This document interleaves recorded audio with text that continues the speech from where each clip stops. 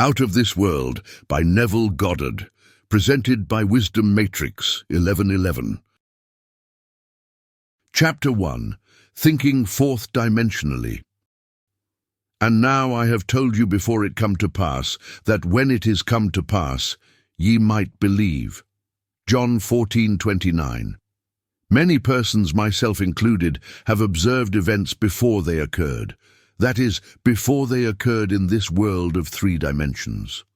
Since man can observe an event before it occurs in the 3 dimensions of space, life on Earth must proceed according to plan, and this plan must exist elsewhere in another dimension and be slowly moving through our space.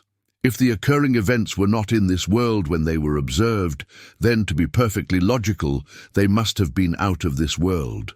And whatever is there to be seen before it occurs here must be predetermined from the point of view of man awake in a 3-dimensional world. Thus, the question arises, are we able to alter our future? My object in writing these pages is to indicate possibilities inherent in man, to show that man can alter his future. But, thus altered, it forms again a deterministic sequence starting from the point of interference, a future that will be consistent with the alteration. The most remarkable feature of man's future is its flexibility. It is determined by his attitudes rather than by his acts. The cornerstone on which all things are based is man's concept of himself. He acts as he does and has the experiences that he does because his concept of himself is what it is, and for no other reason. Had he a different concept of self, he would act differently. A change of concept of self automatically alters his future, and a change in any term of his future series of experiences reciprocally alters his concept of self. Man's assumptions, which he regards as insignificant, produce effects that are considerable. Therefore, man should revise his estimate of an assumption and recognize its creative power. All changes take place in consciousness. The future, although prepared in every detail in advance, has several outcomes. At every moment of our lives, we have before us the choice of which of several futures we will choose. There are 2 actual outlooks on the world, possessed by everyone, a natural focus and a spiritual focus. The ancient teachers called the one the carnal mind, the other the mind of Christ. We may differentiate them as ordinary waking consciousness governed by our senses and a controlled imagination governed by desire. We recognize these 2 distinct centers of thought in the statement, "The natural man receives not the things of the Spirit of God, for they are foolishness unto him, neither can he know them, for they are spiritually discerned." The natural view confines reality to the moment called now. To the natural view, the past and future are purely imaginary. The spiritual view, on the other hand, sees the contents of time. It sees events as distinct and separated as objects in space. The past and future are a present whole to the spiritual view. What is mental and subjective to the natural man is concrete and objective to the spiritual man. The habit of seeing only that which our senses permit renders us totally blind to what we otherwise could see. To cultivate the faculty of seeing the invisible, we should often deliberately disentangle our minds from the evidence of the senses and focus our attention on an invisible state, mentally feeling it and sensing it until it has all the distinctness of reality. Earnest, concentrated thought, focused in a particular direction, shuts out other sensations and causes them to disappear. We have but to concentrate on the state desired in order to see it. The habit of withdrawing attention from the region of sensation and concentrating it on the invisible develops our spiritual outlook and enables us to penetrate beyond the world of sense and to see that which is invisible. For the invisible things of him from the creation of the world are clearly seen. Romans 1:20. This vision is completely independent of the natural faculties. Open it and quicken it. Without it, these instructions are useless, for the things of the Spirit are spiritually discerned. A little practice will convince us that we can, by controlling our imagination, reshape our future in harmony with our desire. Desire is the mainspring of action. We could not move a single finger unless we had a desire to move it. No matter what we do, we follow the desire which at the moment dominates our minds. When we break a habit, our desire to break it is greater than our desire to continue in the habit. The desires which impel us to action are those that hold our attention. A desire is but an awareness of something we lack or need to make our life more enjoyable. Desires always have some personal gain in view. The greater the anticipated gain, the more intense is the desire. There is no absolutely unselfish desire. Where there is nothing to gain, there is no desire, and consequently, no action. The spiritual man speaks to the natural man through the language of desire. The key to progress in life and to the fulfillment of dreams lies in ready obedience to its voice. Unhesitating obedience to its voice is an immediate assumption of the wish fulfilled. To desire a state is to have it. As Pascal has said, "You would not have sought me had you not already found me." Man, by assuming the feeling of his wish fulfilled and then living and acting on this conviction, alters the future in harmony with his assumption. Assumptions awaken what they affirm. As soon as man assumes the feeling of his wish fulfilled, his four-dimensional self finds ways for the attainment of this end, discovers methods for its realization. I know of no clearer definition of the means by which we realize our desires than to experience in imagination what we would experience in the flesh were we to achieve our goal. This experience of the end wills the means. With its larger outlook, the four-dimensional self then constructs the means necessary to realize the accepted end. The undisciplined mind finds it difficult to assume a state which is denied by the senses. Here is a technique that makes it easy to encounter events before they occur, to call things which are not seen as though they were. People have a habit of slighting the importance of simple things. But this simple formula for changing the future was discovered after years of searching and experimenting. The first step in changing the future is desire, that is, define your objective. Know definitely what you want. Secondly, construct an event which you believe you would encounter following the fulfillment of your desire, an event which implies fulfillment of your desire, something that will have the action of self-predominant. Thirdly, immobilize the physical body and induce a condition akin to sleep. Lie on a bed or relax in a chair and imagine that you are sleepy. Then, with eyelids closed and your attention focused on the action you intend to experience, in imagination, mentally feel yourself right into the proposed action, imagining all the while that you are actually performing the action here and now. You must always participate in the imaginary action, not merely stand back and look on, but you must feel that you are actually performing the action so that the imaginary sensation is real to you. It is important always to remember that the proposed action must be one which follows the fulfillment of your desire, and also you must feel yourself into the action until it has all the vividness and distinctness of reality. For example, suppose you desired promotion in office. Being congratulated would be an event you would encounter following the fulfillment of your desire. Having selected this action as the one you will experience in imagination, immobilize the physical body and induce a state akin to sleep, a drowsy state, but one in which you are still able to control the direction of your thoughts, a state in which you are attentive without effort. Now imagine that a friend is standing before you. Put your imaginary hand into his. First feel it to be solid and real, then carry on an imaginary conversation with him in harmony with the action. Do not visualize yourself at a distance in point of space and at a distance in point of time, being congratulated on your good fortune. Instead, make elsewhere here and the future now. The future event is a reality now in a dimensionally larger world, and oddly enough, now in a dimensionally larger world is equivalent to here in the ordinary three-dimensional space of everyday life.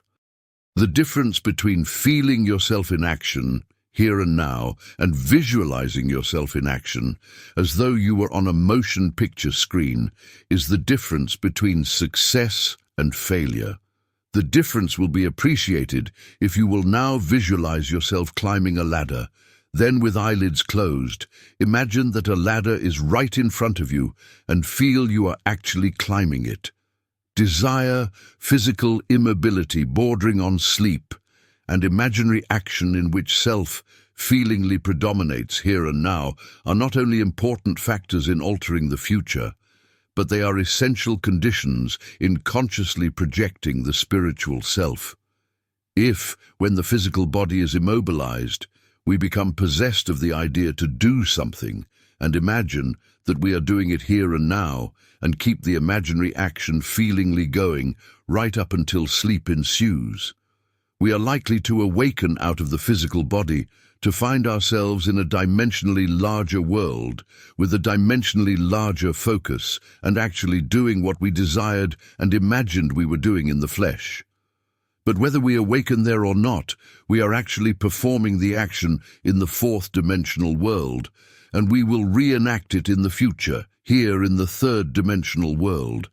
Experience has taught me to restrict the imaginary action, to condense the idea which is to be the object of our meditation into a single act, and to reenact it over and over again until it has the feeling of reality. Otherwise, the attention will wander off along an associational track, and hosts of associated images will be presented to our attention. In a few seconds, they will lead us hundreds of miles away from our objective in point of space, and years away in point of time. If we decide to climb a particular flight of stairs, because that is the likely event to follow the realization of our desire, then we must restrict the action to climbing that particular flight of stairs. Should our attention wander off, we must bring it back to its task of climbing that flight of stairs and keep on doing so until the imaginary action has all the solidity and distinctness of reality.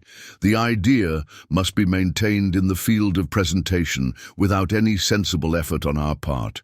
We must, with the minimum of effort, permeate the mind with the feeling of the wish fulfilled. Drowsiness facilitates change because it favors attention without effort, but it must not be pushed to the stage of sleep, in which we shall no longer be able to control the movements of our attention, but rather a moderate degree of drowsiness in which we are still able to direct our thoughts. A most effective way to embody a desire is to assume the feeling of the wish fulfilled, and then, in a relaxed and sleepy state, repeat over and over again, like a lullaby, any short phrase which implies fulfillment of our desire, such as "thank you," as though we addressed a higher power for having done it for us. If, however, we seek a conscious projection into a dimensionally larger world, then we must keep the action going right up until sleep ensues. Experience in imagination, with all the distinctness of reality, what would be experienced in the flesh were you to achieve your goal, and you shall in time meet it in the flesh as you met it in your imagination. Feed the mind with premises, that is, assertions presumed to be true because assumptions, though unreal to the senses if persisted in until they have the feeling of reality, will harden into facts. To an assumption, all means which promote its realization are good. It influences the behavior of all by inspiring in all the movements, the actions, and the words which tend towards its fulfillment.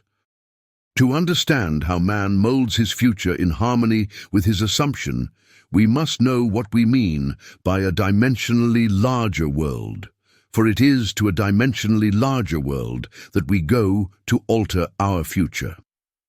The observation of an event before it occurs implies that the event is predetermined from the point of view of man in the three-dimensional world.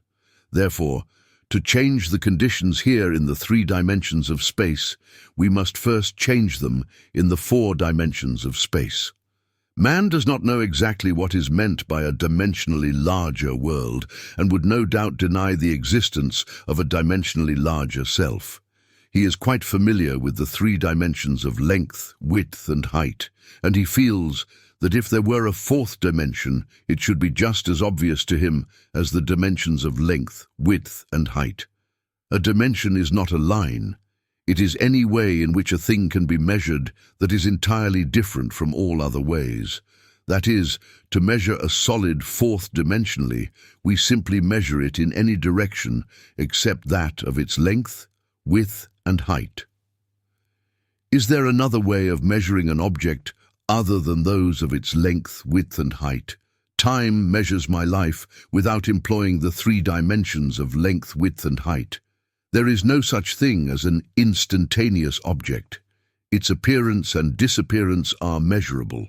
It endures for a definite length of time. We can measure its lifespan without using the dimensions of length, width, and height. Time is definitely a 4th way of measuring an object. The more dimensions an object has, the more substantial and real it becomes. A straight line which lies entirely in 1 dimension acquires shape, mass, and substance by the addition of dimensions. What new quality would time, the 4th dimension, give which would make it just as vastly superior to solids as solids are to surfaces and surfaces are to lines? Time is a medium for changes in experience because all changes take time. The new quality is changeability. Observe that if we bisect a solid, its cross-section will be a surface. By bisecting a surface, we obtain a line, and by bisecting a line, we get a point. This means that a point is but a cross-section of a line, which is, in turn, but a cross-section of a surface, which is, in turn, but a cross-section of a solid, which is, in turn, if carried to its logical conclusion, but a cross-section of a 4-dimensional object. We cannot avoid the inference that all 3-dimensional objects are but cross-sections of 4-dimensional bodies, which means, when I meet you, I meet a cross-section of the 4-dimensional you, the 4-dimension self that is not seen. To see the 4-dimensional self, I must see every cross-section or moment of your life, from birth to death, and see them all as coexisting. My focus should take in the entire array of sensory impressions which you have experienced on Earth, plus those you might encounter. I should see them, not in the order in which they were experienced by you, but as a present whole. Because change is the characteristic of the 4th dimension, I should see them in a state of flux, as a living, animated whole. If we have all this clearly fixed in our minds, what does it mean to us in this 3-dimensional world?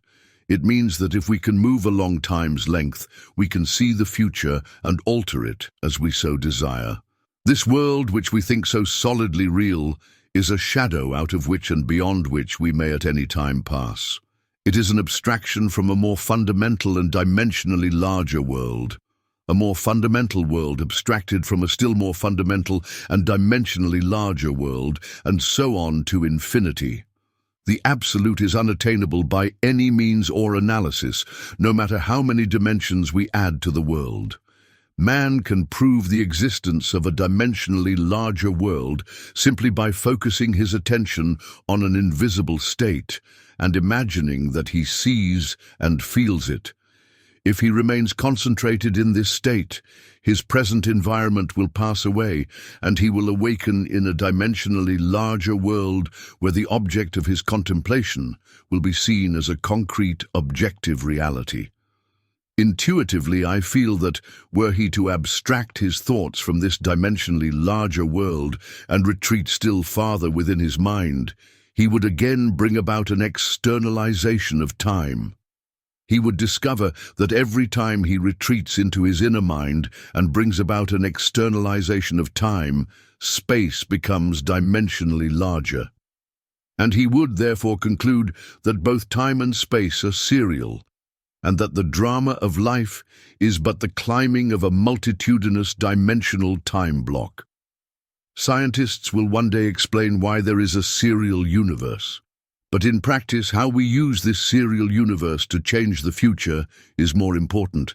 To change the future, we need only concern ourselves with two worlds in the infinite series: the world we know by reason of our bodily organs, and the world we perceive independently of our bodily organs. Chapter 2. Assumptions become facts. Men believe in the reality of the external world because they do not know how to focus and condense their powers to penetrate its thin crust.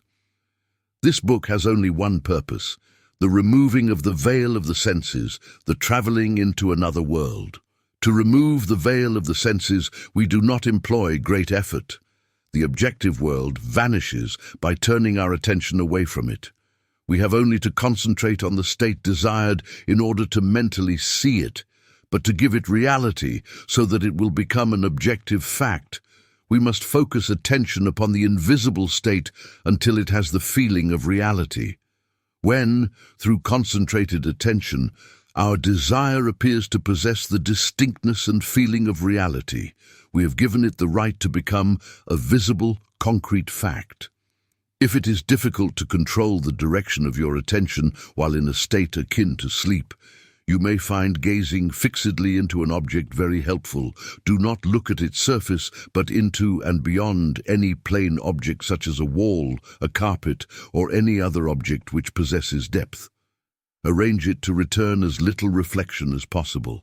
Imagine then that in this depth you are seeing and hearing what you want to see and hear until your attention is exclusively occupied by the imagined state. At the end of your meditation, when you awake from your controlled waking dream, you feel as though you had returned from a great distance. The visible world which you had shut out returns to consciousness, and by its very presence informs you that you have been self-deceived into believing that the object of your contemplation was real. But if you know that consciousness is the one and only reality, you will remain faithful to your vision, and by this sustained mental attitude confirm your gift of reality, and prove that you have the power to give reality to your desires, that they may become visible, concrete facts. Define your ideal and concentrate your attention upon the idea of identifying yourself with your ideal. Assume the feeling of being it, the feeling that would be yours were you already the embodiment of your ideal. Then live and act upon this conviction. This assumption, though denied by the senses, if persisted in, will become fact. You will know when you have succeeded in fixing the desired state in consciousness by simply looking mentally at the people you know. In dialogues with yourself, you are less inhibited and more sincere than in actual conversations with others. Therefore, the opportunity for self-analysis arises when you are surprised by your mental conversations with others. If you see them as you formerly saw them, you have not changed your concept of self, for all changes of concepts of self result in a changed relationship to your world. In your meditation, allow others to see you as they would see you were this new concept of self, a concrete fact. You always seem to others an embodiment of the ideal you inspire.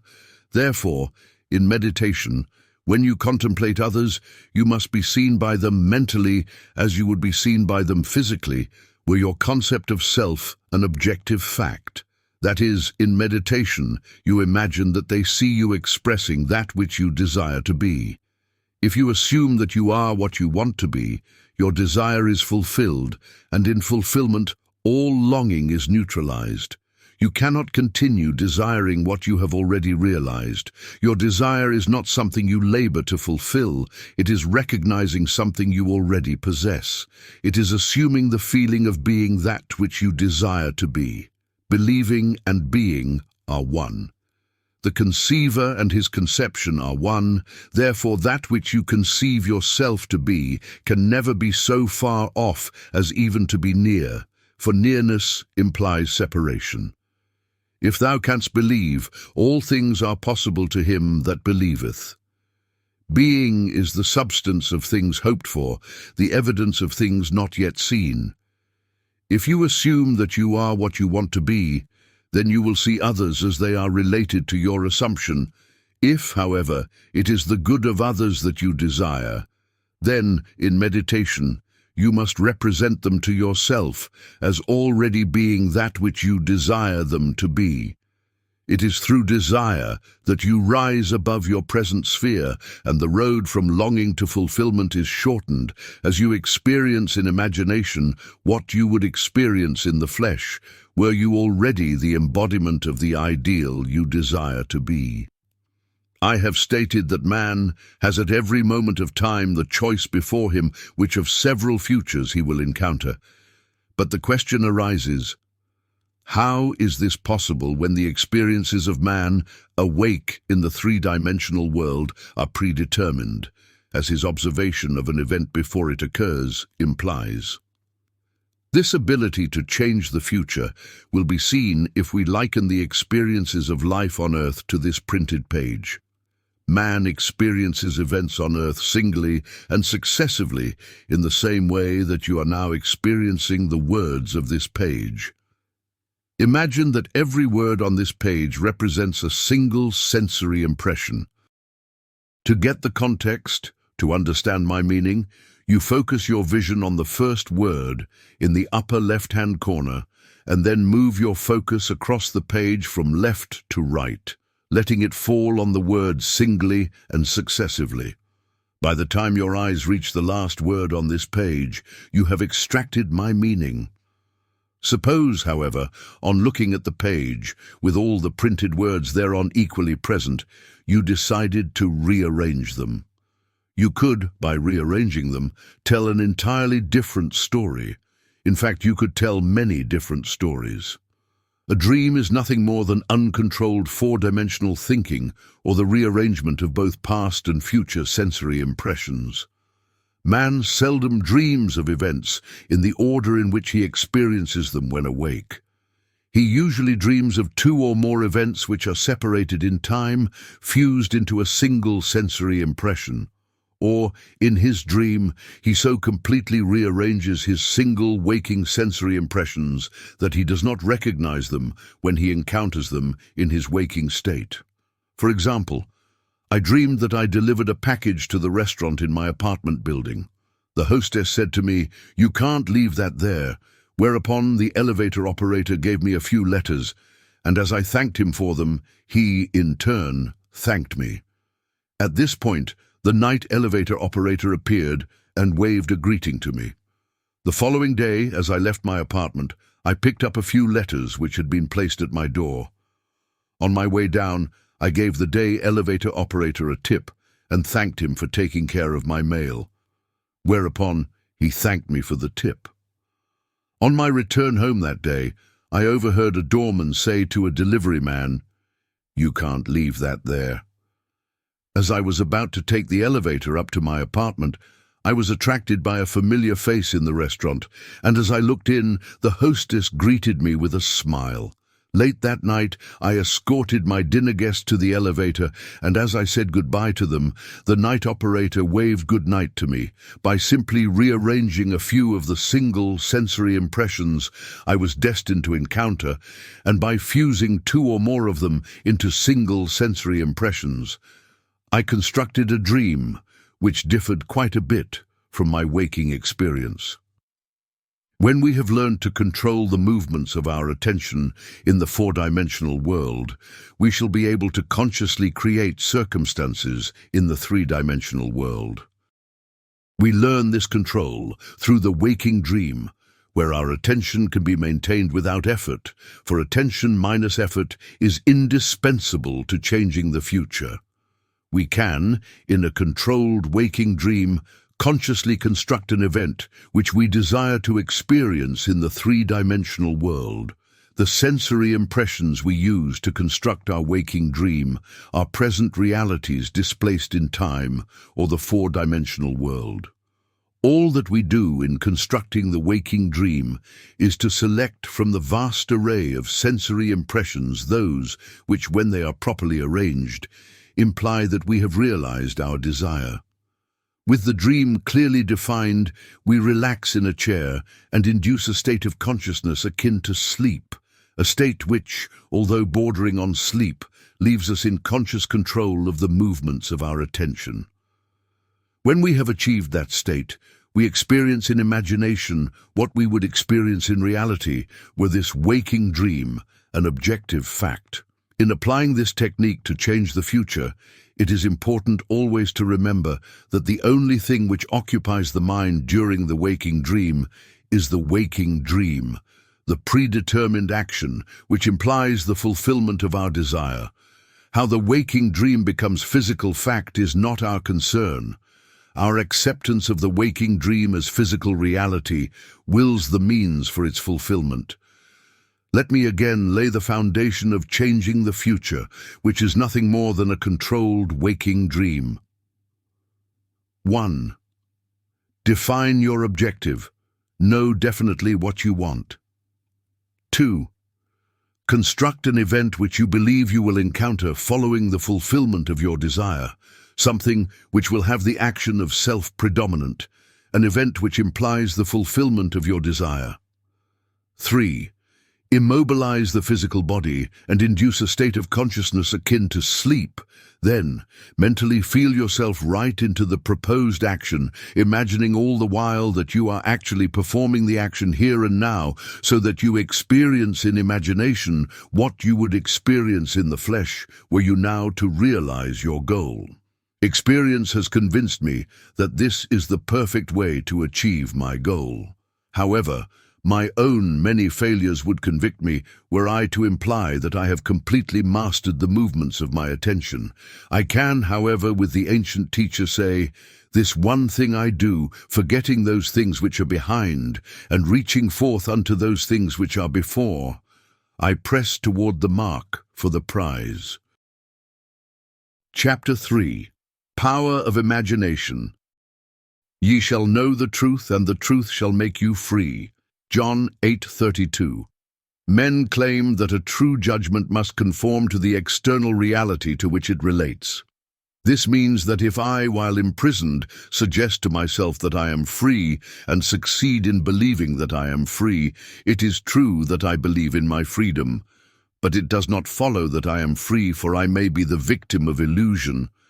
But because of my own experiences, I have come to believe in so many strange things that I see little reason to doubt the truth of things that are beyond my experience. The ancient teachers warned us not to judge from appearances because, said they, the truth need not conform to the external reality to which it relates. They claimed that we bore false witness if we imagined evil against another, that no matter how real our belief appears to be, how truly it conforms to the external reality to which it relates, if it does not make free the one of whom we hold the belief, it is untrue and therefore a false judgment. We are called upon to deny the evidence of our senses and to imagine as true of our neighbor that which makes him free. Ye shall know the truth, and the truth shall make you free. To know the truth of our neighbor, we must assume that he is already that which he desires to be. Any concept we hold of another that is short of his fulfilled desire will not make him free, and therefore cannot be the truth. Instead of learning my craft in schools, where attending courses and seminars is considered a substitute for self-acquired knowledge, my schooling was devoted almost exclusively to the power of imagination. I sat for hours imagining myself to be other than that which my reason and my senses dictated, until the imagined states were vivid as reality, so vivid that passers-by became but a part of my imagination and acted as I would have them. By the power of imagination, my fantasy led theirs, and dictated to them their behavior and the discourse they held together, while I was identified with my imagined state.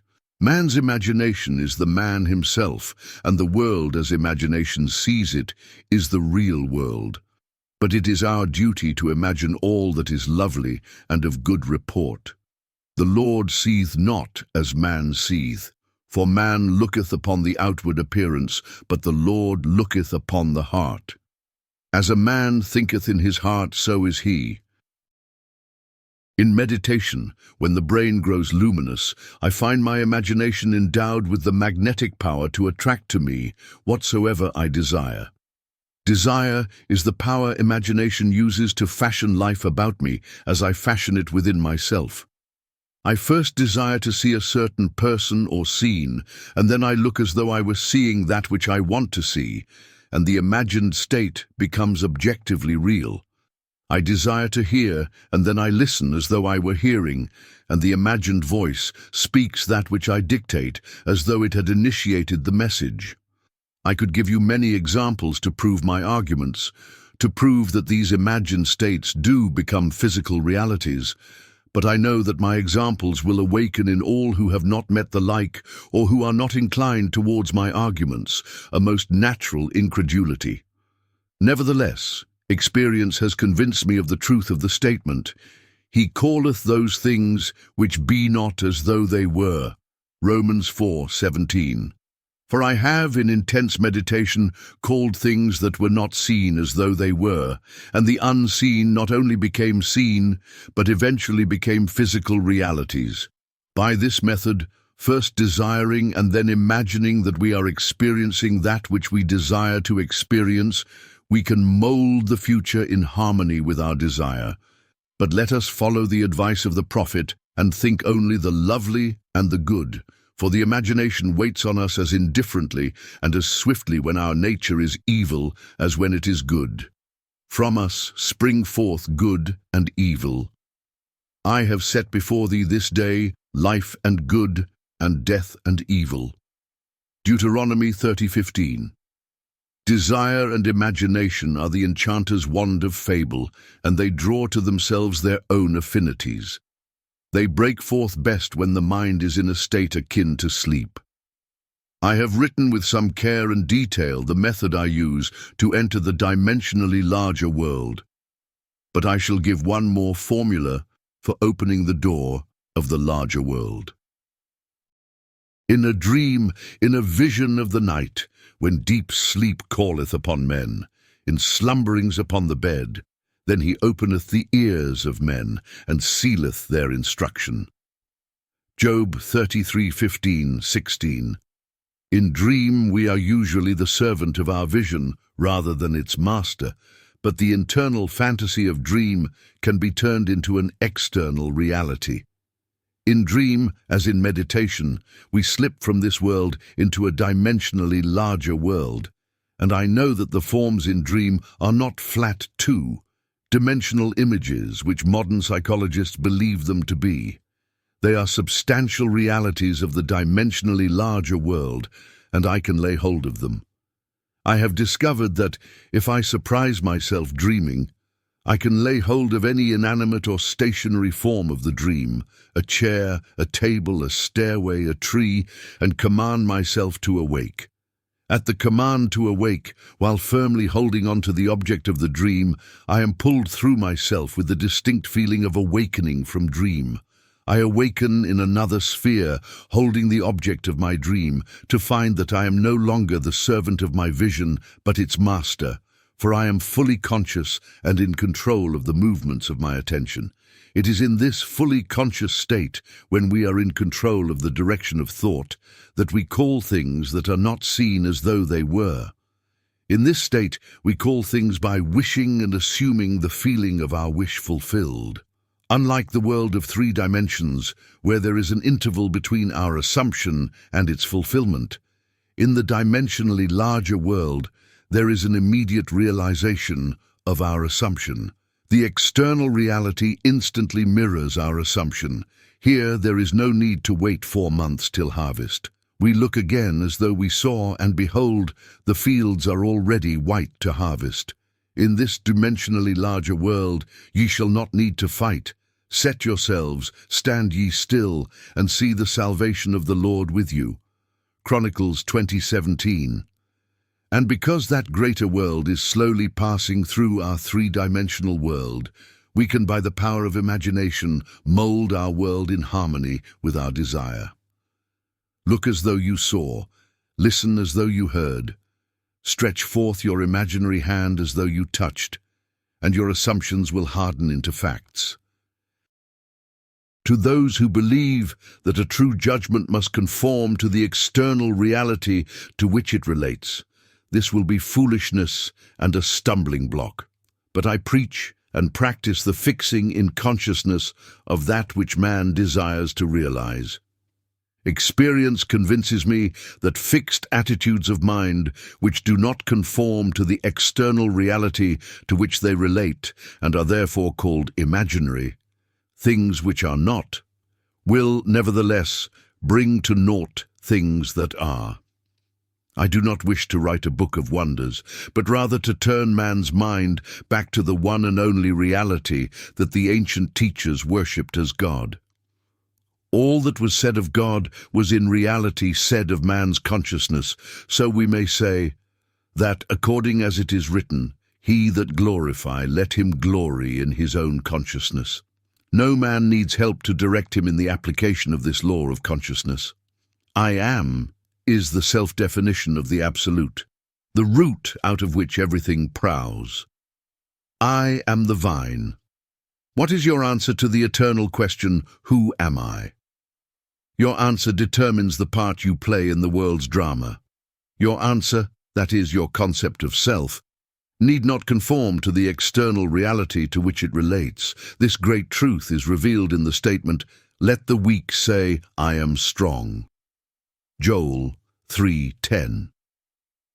Look back over the good resolutions with which many past New Years are encumbered. They lived a little while and then they died. Why? Because they were severed from their root. Assume that you are that which you want to be. Experience in imagination what you would experience in the flesh, were you already that which you want to be. Remain faithful to your assumption so that you define yourself as that which you have assumed. Things have no life if they are severed from their roots, and our consciousness, our I amness, is the root of all that springs in our world. If ye believe not that I am he, ye shall die in your sins. John 8:24. That is, if I do not believe that I am already that which I desire to be, then I remain as I am and die in my present concept of self. There is no power outside of the consciousness of man to resurrect and make alive that which man desires to experience. That man who is accustomed to call up at will whatever images he pleases will be, by virtue of the power of his imagination, master of his fate. I am the resurrection and the life. He that believeth in me, though he were dead, yet shall he live. John 11:25.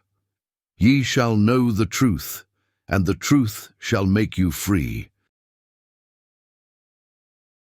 Chapter 4. No one to change but self. And for their sakes I sanctify myself, that they also might be sanctified through the truth. John 17:19. The ideal we serve and strive to attain could never be evolved from us were it not potentially involved in our nature. It is now my purpose to retell and to emphasize an experience of mine printed by me 2 years ago. I believe these quotations from the Search will help us to understand the operation of the law of consciousness and show us that we have no one to change but self. Once in an idle interval at sea, I meditated on the perfect state, and wondered what I would be were I of too pure eyes to behold iniquity, if to me all things were pure, and were I without condemnation. As I became lost in this fiery brooding, I found myself lifted above the dark environment of the senses. So intense was the feeling, I felt myself a being of fire dwelling in a body of air. Voices as from a heavenly chorus, with the exaltation of those who had been conquerors in a conflict with death, were singing, "He is risen, he is risen," and intuitively I knew they meant me. Then I seemed to be walking in the night. I soon came upon a scene that might have been the ancient pool of Bethesda, for in this place lay a great multitude of impotent folk, blind, halt, withered, waiting not for the moving of the water as of tradition, but waiting for me. As I came near, without thought or effort on my part, they were, one after the other, moulded as by the magician of the beautiful.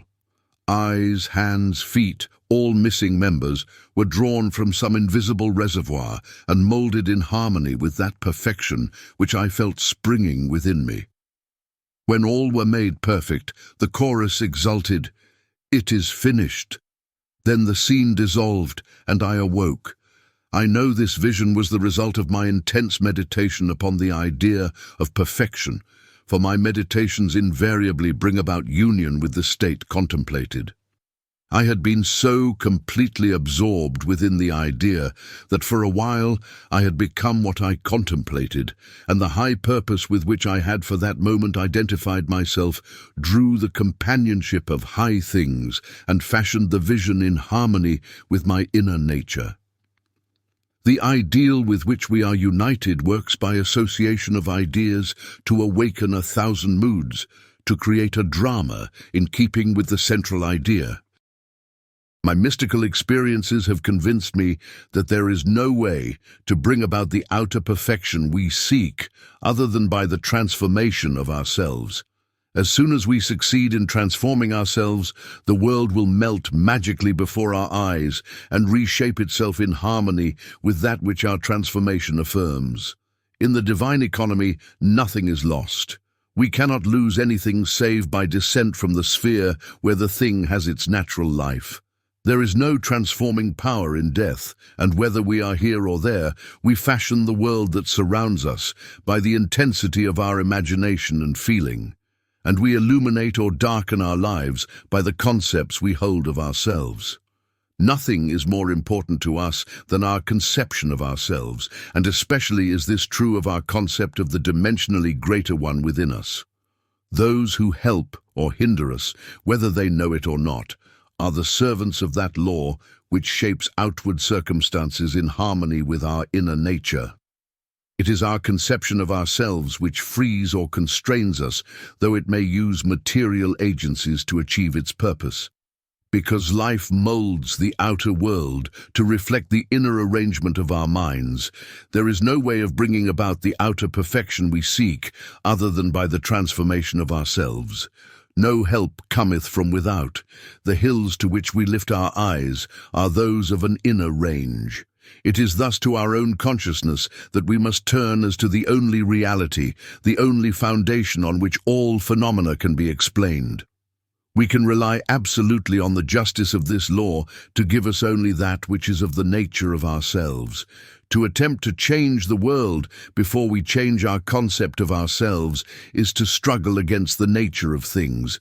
There can be no outer change until there is first an inner change. As within, so without. I am not advocating philosophical indifference when I suggest that we should imagine ourselves as already that which we want to be, living in a mental atmosphere of greatness rather than using physical means and arguments to bring about the desired change. Everything we do, unaccompanied by a change of consciousness, is but futile readjustment of surfaces. However we toil or struggle, we can receive no more than our assumptions affirm. To protest against anything which happens to us is to protest against the law of our being and our rulership over our own destiny. The circumstances of my life are too closely related to my conception of myself not to have been formed by my own spirit from some dimensionally larger storehouse of my being. If there is pain to me in these happenings, I should look within myself for the cause, for I am moved here and there and made to live in a world in harmony with my concept of myself. Intense meditation brings about a union with the state contemplated, and during this union we see visions, have experiences and behave in keeping with our change of consciousness. This shows us that a transformation of consciousness will result in a change of environment and behavior. All wars prove that violent emotions are extremely potent in precipitating mental rearrangements. Every great conflict has been followed by an era of materialism and greed in which the ideals for which the conflict ostensibly was waged are submerged. This is inevitable because war evokes hate, which impels a descent in consciousness from the plane of the ideal to the level where the conflict is waged. If we would become as emotionally aroused over our ideals as we become over our dislikes, we would ascend to the plane of our ideal as easily as we now descend to the level of our hates. Love and hate have a magical transforming power, and we grow through their exercise into the likeness of what we contemplate. By intensity of hatred, we create in ourselves the character we imagine in our enemies. Qualities die for want of attention, so the unlovely states might best be rubbed out by imagining beauty for ashes and joy for mourning, rather than by direct attacks on the state from which we would be free. Whatsoever things are lovely and of good report, think on these things, for we become that with which we are en rapport. There is nothing to change but our concept of self. As soon as we succeed in transforming self, our world will dissolve and reshape itself in harmony with that which our change affirms. Now that we have reached the end of Neville Goddard's magnificent spiritual book, Out of This World, first published in 1949, let his timeless wisdom resonate within you. Remember, your imagination is not just a fleeting thought. It's the creative power that's shaping your reality. By thinking fourth-dimensionally and aligning your inner states with your desired outcomes, you hold the key to transforming your world. Your outer reality always mirrors your inner consciousness. So, nurture thoughts and feelings of positivity, love, abundance, and fulfillment in your daily life. Embrace your imagination as the divine tool it is, and dare to create the life you truly desire from within. What resonated with you the most from Neville Goddard's teachings? Share your thoughts in the comments below. Thank you for tuning in to Wisdom Matrix 1111. Please help support the channel by hitting the subscribe button and liking the video. Until next time, stay inspired, stay empowered, and keep shaping your reality from within. Peace.